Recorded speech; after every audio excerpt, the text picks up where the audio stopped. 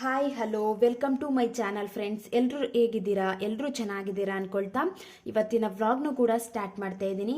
In case ಈ vlog ಏನಾದರೂ ನಿಮಗೆ ಇಷ್ಟ ಆಯಿತು ಅಂದರೆ ಲೈಕ್ ಮಾಡಿ, ಶೇರ್ ಮಾಡಿ, ಸಬ್ಸ್ಕ್ರೈಬ್ ಮಾಡ್ಕೊಳ್ಳಿ. ವಿಡಿಯೋನ ಕೊನೆ ತನಕ ನೋಡಿ ನಿಮ್ಮ ಅನಿಸಿಕೆ ಅಭಿಪ್ರಾಯಗಳನ್ನ ಕಮೆಂಟ್ ಮೂಲಕ ತಿಳಿಸಿ. ನಾನಿವತ್ತು ಫ್ರೀ ಟೈಮ್ ಸಿಕ್ಕಿದಾಗ ಅಂದರೆ ಇಡೀ ದಿನ ಮನೆ ಕೆಲಸ ಎಲ್ಲ ಮುಗ್ದಿದೆ, ಅಂದರೆ ಇಂಪಾರ್ಟೆನ್ಸ್ ಇರುವಂಥ ಕೆಲಸ ಮುಗ್ದಿದೆ, ಮತ್ತು ಇಂಪಾರ್ಟೆನ್ಸ್ ಇದೆ ಬಟ್ ಅರ್ಜೆನ್ಸಿ ಇಲ್ಲ, ಇಂಪಾರ್ಟೆಂಟ್ ಆಗಿ ಎಲ್ಲ ಮುಗ್ದೋಗಿದೆ, ಅದು ಅರ್ಜೆಂಟ್ ಇಲ್ಲ, ಆಮೇಲಾದರೂ ಮಾಡ್ಕೋಬೋದು ಅಂಥ ಕೆಲಸಗಳನ್ನ ನಾವು ಫ್ರೀ ಟೈಮ್ ಸಿಕ್ಕಾಗ ಎಲ್ಲ ಕೆಲಸ ಮುಗೀತು ಅಂತ ಅಂದಾಗ ಫೋನ್ ನೋಡ್ಕೊಂಡು ಟೈಮ್ ವೇಸ್ಟ್ ಮಾಡೋ ಬದಲು, ಇಲ್ಲಾಂದರೆ ನಿದ್ದೆ ಮಾಡಿ ಟೈಮ್ ವೇಸ್ಟ್ ಮಾಡ್ಕೊಳ್ಳೋ ಬದಲು ಇಡೀ ದಿನ ನಾವು ಪ್ರೊಡಕ್ಟಿವ್ ಆಗಿ ಕಳಿಬೇಕು ಅಂತ ಅಂದರೆ ಈ ರೀತಿ ಯೂಸ್ ಮಾಡ್ಕೊಳ್ಳೋದು ತುಂಬಾ ಬೆಸ್ಟ್ ಅಂತಲೇ ಹೇಳ್ಬೋದು. ಇವಾಗ ಎಲ್ಲ ಕೆಲಸ ಮುಗೀತು, ನಾನು ಆರಾಮಾಗಿ ಸ್ವಲ್ಪ ಹೊತ್ತು ಫೋನ್ ನೋಡ್ಬೋದು ಅಂತ ನಾವು ಯಾವಾಗ ಹೇಳ್ಕೊತೀವಿ, ಒಂದು ರೀತಿ ನಮಗೆ ನಾವು ಲೇಜಿನೆಸ್ನ ತಂದ್ಕೊಂಡಾಗೆ, ನಮ್ಮ ಒಂದು ಮೈಂಡ್ಗೆ ನಾವೇ ಒಂದು ಮೆಸೇಜ್ ಕೊಟ್ಟಂಗೆ ಆಗ್ಬಿಡುತ್ತೆ. ಇವಾಗ ಎಲ್ಲ ಕೆಲಸ ಕಂಪ್ಲೀಟ್ ಆಯಿತು, ನಾನೊಂದು ಸ್ವಲ್ಪ ಹೊತ್ತು ನಿದ್ದೆ ಮಾಡ್ತೀನಿ ಅಂತ ನಾವು ಯಾವಾಗ ಹೇಳ್ಕೊತೀವಿ, ಕೆಲಸ ಎಲ್ಲ ಮುಗೀತು ಅಂತ ಅಂದ ತಕ್ಷಣ ನಿದ್ದೆ ಬರಲಿಕ್ಕೆ ಸ್ಟಾರ್ಟ್ ಆಗುತ್ತೆ. ಆದಷ್ಟು ಇಡೀ ದಿನ ನಾವು ಪ್ರೊಡಕ್ಟಿವ್ ಆಗಿ ಕಳಿಬೇಕು. 24 ಅವರ್ಸ್ನ ನಾನು ಯಾವ ರೀತಿ ಯೂಸ್ ಮಾಡ್ಕೋತೀನಿ ಅನ್ನೋದು ವೆರಿ ಇಂಪಾರ್ಟೆಂಟ್ ಆಗಬೇಕು. ಯಾವುದೇ ರೀತಿ ಟೈಮ್ ವೇಸ್ಟ್ ಆಗಬಾರ್ದು. ಬೆಳಗಿಂದ ಸಂಜೆ ತನಕ ನಿದ್ದೆ ಮಾಡಿ ಟೈಮ್ ವೇಸ್ಟ್ ಮಾಡಿಬಿಟ್ರೆ ನೈಟು ನಿದ್ದೆ ಬರೋದಿಲ್ಲ, ಅದೊಂದು ಪ್ರಾಬ್ಲಮ್ ಇರುತ್ತೆ. ನೈಟು ನಿದ್ದೆ ಬರಲಿಲ್ಲ ಅಂತ ಅಂದರೆ ನಾವು ಮಾರ್ನಿಂಗ್ ಟೈಮ್ ಬೆಳಗ್ಗೆ ಬೇಗ ಎದ್ದೊಳೋದಕ್ಕಾಗಲ್ಲ ಅಲ್ವಾ. ಈ ರೀತಿ ಮಿಸ್ಟೇಕ್ ಎಲ್ಲ ಆಗಬಾರ್ದು ಅಂತ ಅಂದರೆ ನಾವು ಇಡೀ ದಿನನ ಯಾವ ರೀತಿ ಕಳಿತೀವಿ ಅನ್ನೋದು ತುಂಬಾ ಇಂಪಾರ್ಟೆಂಟ್ ಆಗುತ್ತೆ. ಫ್ರೀ ಟೈಮ್ ಸಿಕ್ಕಾಗ ಒಂದಿಷ್ಟು ಕೆಲಸಗಳನ್ನ ಮಾಡಿಕೊಂಡ್ರೆ ನಮಗೆ ಒಂದು ವಾರದಲ್ಲಿ ತುಂಬ ಈಸಿಯಾಗಿ ಮೀಲ್ ಪ್ಲಾನಿಂಗ್ ಆಗಿರ್ಬೋದು, ಏನಾದರೂ ಕೆಲಸಗಳಿರುವಂಥದ್ದಾಗಿರ್ಬೋದು, ಅದೆಲ್ಲನೇ ನಾವು ಚೆಕ್ ಮಾಡ್ತಾ ಹೋದಾಗ ತುಂಬ ಕೆಲಸಗಳಿರುತ್ತೆ. ಅಂದರೆ ಎಲ್ಲ ಕೆಲಸ ಮುಗೀತು ಅಂತ ಅಂದ್ಕೊಂಡಿರ್ತೀವಿ ಅಷ್ಟೇ, ಇನ್ನೆಲ್ಲನೂ ಒಂದೊಂದ್ಸಲಿ ಎಲ್ಲನೂ ನೀಟಾಗಿ ನೋಡ್ಕೊ ಬಂದಾಗ ಇನ್ನೂ ಕೆಲಸಗಳು ಬ್ಯಾಲೆನ್ಸ್ ಉಳ್ಕೊಂಡಿರುತ್ತೆ. ನಾವು ಕೆಲಸ ಮಾಡಬೇಕು ಅಂತ ಅಂದ್ಕೊಂಡಾಗ ಹುಡುಕ್ತಾ ಹೋದಾಗ ಕೆಲಸಗಳು ಸಿಗುತ್ತೆ. ಒಂದು ರೀತಿ ಲೇಜಿನೆಸ್ನ ಈ ರೀತಿಯಿಂದನೂ ನಾವು ದೂರ ಮಾಡ್ಕೊಳ್ಳೋದಕ್ಕೂ ಕೂಡ ಈಸಿ ಆಗುತ್ತೆ.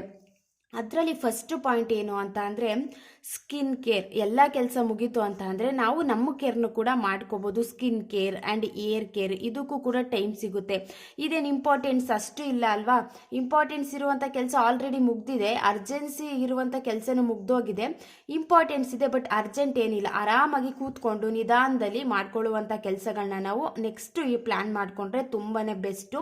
ಫಸ್ಟು ಇಂಪಾರ್ಟೆಂಟ್ ಎಲ್ಲ ಕೆಲಸನ ಮುಗಿಸ್ಬಿಟ್ಟು ಸ್ಕಿನ್ ಕೇರ್ ಆಗಿರ್ಬೋದು, ಏರ್ ಕೇರ್ ಆಗಿರ್ಬೋದು, ಈ ರೀತಿ ಮಾಡ್ಕೊಳ್ಳೋದ್ರಿಂದ ನಮಗೆ ನಾವು ಟೈಮ್ ಕೊಟ್ಕೊಂಡಂಗೂ ಆಗುತ್ತೆ, ಏನೋ ಒಂದು ರೀತಿ ಖುಷಿ ಆಗುತ್ತೆ ಅಲ್ವಾ. ನೀಟಾಗಿ ಏರ್ ಕೇರ್ ಮಾಡ್ಕೊಳ್ಳೋದಾಗಿರ್ಬೋದು, ಸ್ಕಿನ್ನ ಮೇಂಟೈನ್ ಮಾಡ್ಕೊಳ್ಳೋದಾಗಿರ್ಬೋದು, ಇದೆಲ್ಲ ತುಂಬಾ ಇಂಪಾರ್ಟೆಂಟ್ ಆಗುತ್ತೆ. ಏನೋ ಒಂದು ರೀತಿ ಖುಷಿ ಕೊಡುತ್ತೆ, ಇದಕ್ಕೂ ಕೂಡ ಟೈಮ್ ಕೊಟ್ಟಂಗೆ ಆಗುತ್ತೆ. ಇದ್ರ ಮಧ್ಯೆ ಕೆಲಸ ಮಾಡ್ತಾ ಇದ್ದೀನಿ, ನನಗೂ ಕೂಡ ನಾನು ಟೈಮ್ ಕೊಟ್ಕೋತಾ ಇದ್ದೀನಿ ಅನ್ನೋ ಒಂದು ಖುಷಿ ಅಂತೂ ಇದ್ದೇ ಇರುತ್ತೆ.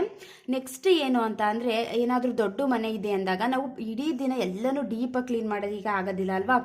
ಆದಷ್ಟು ಒಂದೊಂದು ರೂಮ್ನ ಸೆಲೆಕ್ಟ್ ಮಾಡ್ಕೊಂಡು ಸೆಲೆಕ್ಟ್ ಮಾಡಿಕೊಂಡು ಆಮೇಲೆ ನಾವು ಡೀಪ್ ಕ್ಲೀನ್ ಮಾಡ್ಕೋತಾ ಬಂದಂಗೆ ನಮಗೆ ಈಸಿ ಆಗುತ್ತೆ. ಒಂದೇ ಸಲ ಎಲ್ಲನೂ ಕ್ಲೀನ್ ಮಾಡಿಬಿಟ್ಟು ಏನೋ ಒಂದು ಹುಷಾರಿಲ್ದೇ ಮಲ್ಕೊಳ್ಳೋದಾಗಿರ್ಬೋದು, ಈ ರೀತಿ ನಾವು ಅತಿ ಹೆಚ್ಚು ಆಯಾಸನ ಮಾಡ್ಕೊಳ್ದೇ ಈ ರೀತಿ ಫ್ರೀ ಟೈಮ್ ಸಿಕ್ಕಿದಾಗ ನಾವು ಒಂದು ರೂಮ್ನ ಸೆಲೆಕ್ಟ್ ಮಾಡಿಕೊಂಡು ಅದನ್ನು ನಾವು ಡೀಪಾಗಿ ಕ್ಲೀನ್ ಮಾಡ್ಕೊಳ್ಳೋದಾಗಿರ್ಬೋದು, ಡೀಪ್ ಕ್ಲೀನಿಂಗ್ ಅಂತ ಆಮೇಲೆ ನಾವು ಪ್ಲ್ಯಾನಿಂಗ್ ಮಾಡ್ಕೊಳ್ಳೋದಾಗಿರ್ಬೋದು, ಈ ರೀತಿ ಎಲ್ಲ ಮಾಡ್ಕೊಂಡ್ರೆ ರೂಮು ಕೂಡ ಕ್ಲೀನ್ ಆಗುತ್ತೆ, ಕೆಲಸನೂ ಕೂಡ ಮುಗಿಯುತ್ತೆ. ಯಾವುದೇ ರೀತಿ ಟೈಮ್ ವೇಸ್ಟ್ ಮಾಡೋದಕ್ಕೂ ಕೂಡ ನಮಗೆ ಟೈಮು ಸಿಗೋದಿಲ್ಲ, ಅಷ್ಟು ನಾವು ಬ್ಯುಸಿಯಾಗಿ ಇರಲಿಕ್ಕೆ ಸ್ಟಾರ್ಟ್ ಮಾಡ್ಕೋತೀವಿ. ಎಲ್ಲ ಜಾಸ್ತಿ ಕ್ಲೀನ್ ಮಾಡೋದಕ್ಕಾಗಲ್ಲ ಒಂದೇ ದಿನ ಅಂತ ಅಂದಾಗ ಒಂದೊಂದು ರೂಮ್ನ ನಾವು ಸೆಲೆಕ್ಟ್ ಮಾಡಿಕೊಂಡು ಈ ರೀತಿ ಡೀಪ್ ಕ್ಲೀನ್ ಮಾಡ್ಕೊಳ್ಳೋದು ತುಂಬಾ ಬೆಸ್ಟು. ಇದರಿಂದನೂ ಕೂಡ ನಮಗೂ ಕೂಡ ಸ್ವಲ್ಪ ಜಾಸ್ತಿ ಕೆಲಸ ಅನ್ನೋದು ತಪ್ಪುತ್ತೆ. ಇವಾಗ ಒಂದೇ ದಿನ ಮಾಡೋದು ಎಷ್ಟು ರಿಸ್ಕ್ ಅನಿಸುತ್ತೆ, ಬಟ್ ಒಂದೊಂದು ದಿನ ಅದನ್ನು ನಾವು ಮಾಡಿಕೊಂಡ್ರೆ ಬೇಗ ಆಗುತ್ತೆ ಮತ್ತು ಜಾಸ್ತಿ ನಮಗೆ ಆಯಾಸ ಅನ್ನೋದು ಆಗೋದಿಲ್ಲ. ನೆಕ್ಸ್ಟ್ ಪಾಯಿಂಟ್ ಏನು ಅಂತ ಅಂದರೆ ವೀಕ್ಲಿ ಪ್ಲಾನಿಂಗ್ ಅಂತ ತುಂಬ ಜನ ಮಾಡ್ಕೋತಾರೆ.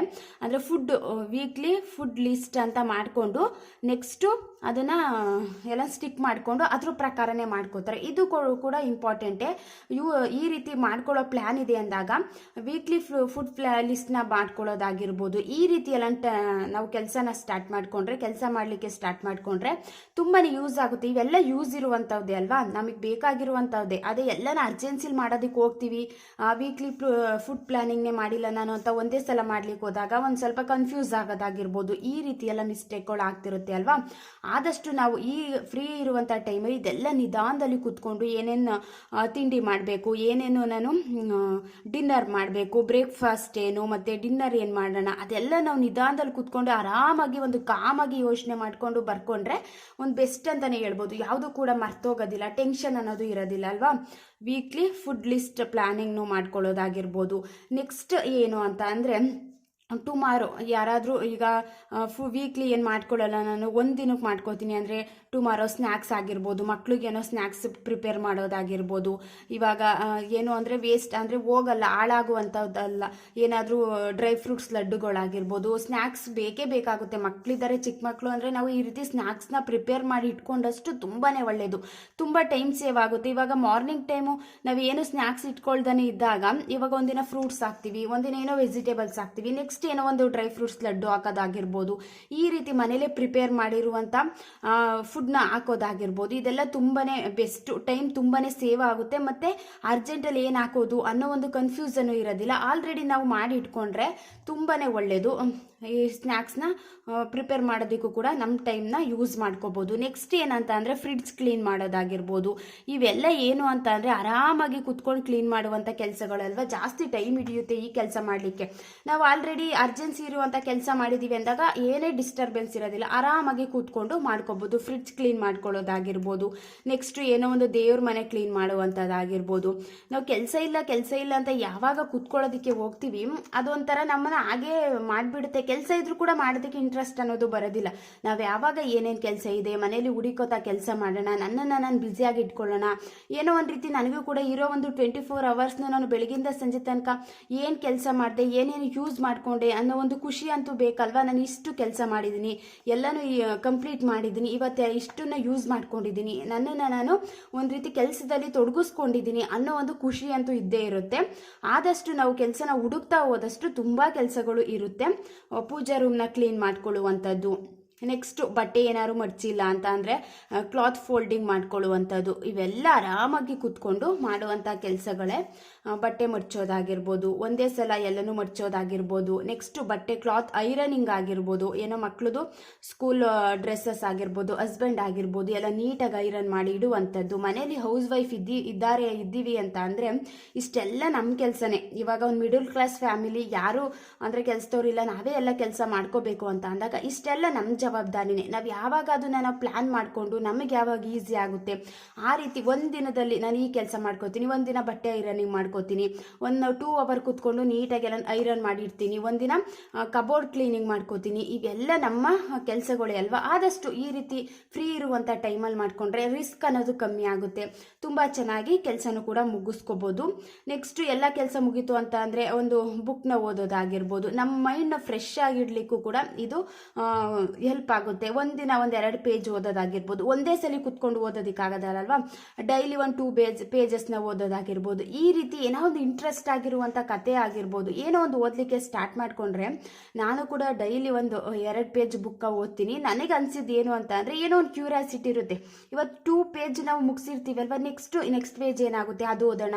ಓದ್ತಾ ಎಷ್ಟು ಖುಷಿ ಕೊಡುತ್ತೆ ಮನಸ್ಸಿಗೆ ಅಂತ ಅಂದರೆ ಏನೋ ಒಂದು ಡೈಲಿ ಒಂದು ರೀತಿ ರುಟೀನ್ ಆಗಿ ನಾವು ಕೂಡ ಸ್ಟಾರ್ಟ್ ಮಾಡ್ಕೊಬಿಡ್ತೀವಿ.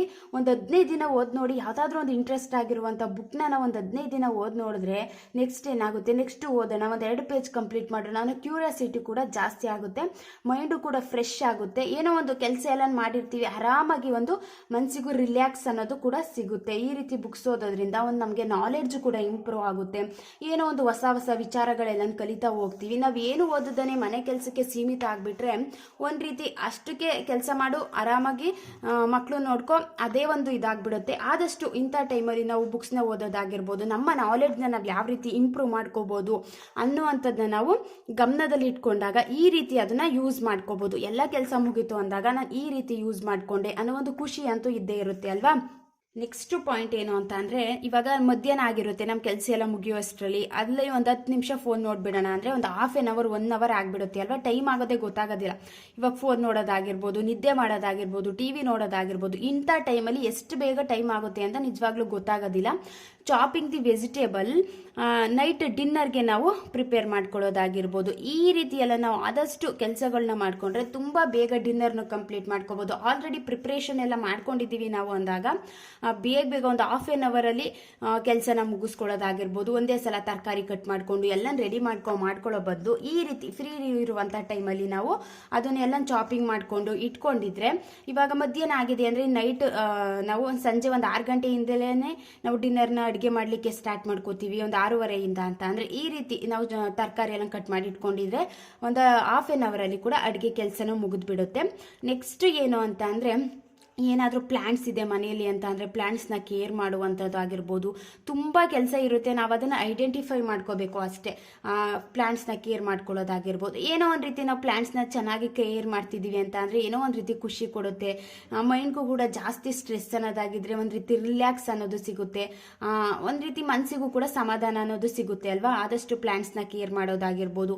ನೆಕ್ಸ್ಟ್ ಏನೋ ಡ್ರೆಸ್ಸಿಂಗ್ ರೂಮ್ ಎಲ್ಲ ನೀಟಾಗಿ ಇರಲ್ಲ, ಅದೆಲ್ಲನೇ ನಾವು ನೀಟ್ ಮಾಡ್ಕೊಳ್ಳುವಂಥದ್ದು, ಡ್ರೆಸ್ಸಿಂಗ್ ರೂಮ್ ಕ್ಲೀನ್ ಮಾಡ್ಕೊಳ್ಳುವಂಥದ್ದು, ಇದೆಲ್ಲ ನಾವು ತುಂಬ ಕೆಲಸಗಳು ಇರುತ್ತೆ. ನಾವು ಯಾವುದನ್ನ ಐಡೆಂಟಿಫೈ ಮಾಡಿಕೊಂಡು ಅದನ್ನು ಮಾಡ್ಕೊಳ್ಳೋದಕ್ಕೆ ಸ್ಟಾರ್ಟ್ ಮಾಡ್ಕೋತೀವಿ, ಒಂದೊಂದಾಗಿ ಗೊತ್ತಾಗ್ಲಿಕ್ಕೆ ಸ್ಟಾರ್ಟ್ ಆಗುತ್ತೆ. ಇವಾಗ ಕೆಲಸ ಏನು ಇಲ್ಲ ಅಂತ ಅಂದ್ಕೊಂಡು ಕೂತ್ಕೊಂಡ್ರೆ ಅದೇ ರೀತಿ ನಮ್ಮನ್ನ ಕೂರಿಸ್ಬಿಡುತ್ತೆ, ಏನು ಇಂಟ್ರೆಸ್ಟ್ ಅನ್ನೋದು ಬರೋದಿಲ್ಲ. ಆಲ್ರೆಡಿ ನಮ್ಮ ಮೈಂಡ್ಗೆ ಒಂದು ಮೆಸೇಜ್ನ ಕೊಟ್ಟಿದ್ದೀವಿ, ಏನು ಕೆಲಸ ಇಲ್ಲ, ಒಂದು ಸ್ವಲ್ಪ ಫೋನ್ ನೋಡೋಣ, ಕೆಲಸ ಎಲ್ಲ ಮುಗ್ದಿದೆ ಅಂತ ಅಂದ್ಕೊಂಡಾಗ ಕೆಲಸ ಇದ್ರೂ ಮಾಡಬೇಕು ಅಂತ ಅನ್ಸೋದಿಲ್ಲ.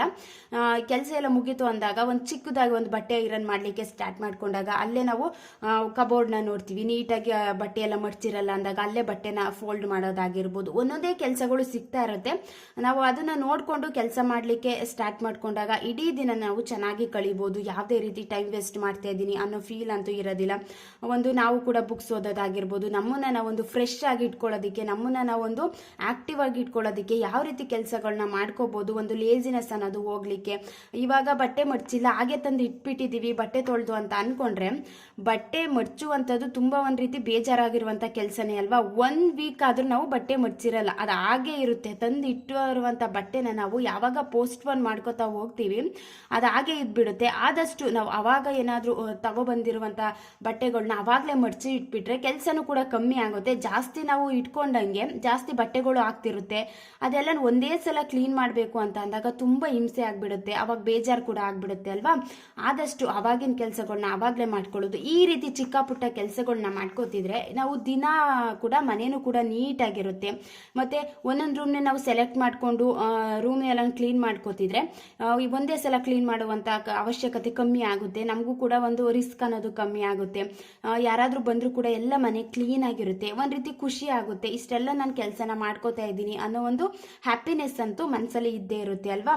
ನಾವು ಈ ರೀತಿ ಫ್ರೀ ಇರುವಂಥ ಟೈಮಲ್ಲೂ ಕೂಡ ಒಂದು ಪ್ರೊಡಕ್ಟಿವ್ ಆಗಿರಬೇಕು ನಾನು ಇಡೀ ದಿನ ಅಂತ ಅಂದರೆ ನಾವು ಈ ರೀತಿ ಯುಟಿಲೈಸ್ ಮಾಡ್ಕೋಬೋದು. ಇವತ್ತಿನ ವ್ಲಾಗ್ ಏನಾದರೂ ನಿಮಗೆ ಇಷ್ಟ ಆಯಿತು ಅಂದರೆ ಲೈಕ್ ಮಾಡಿ, ಶೇರ್ ಮಾಡಿ, ಸಬ್ಸ್ಕ್ರೈಬ್ ಮಾಡ್ಕೊಳ್ಳಿ. ವಿಡಿಯೋನ ಕೊನೆ ತನಕನೂ ನೋಡಿ, ನಿಮ್ಮ ಅನಿಸಿಕೆ ಅಭಿಪ್ರಾಯಗಳನ್ನ ಕಮೆಂಟ್ ಮೂಲಕ ತಿಳಿಸಿ. Thank you for watching. Next ವಿಡಿಯೋದಲ್ಲಿ ಸಿಗ್ತೀನಿ.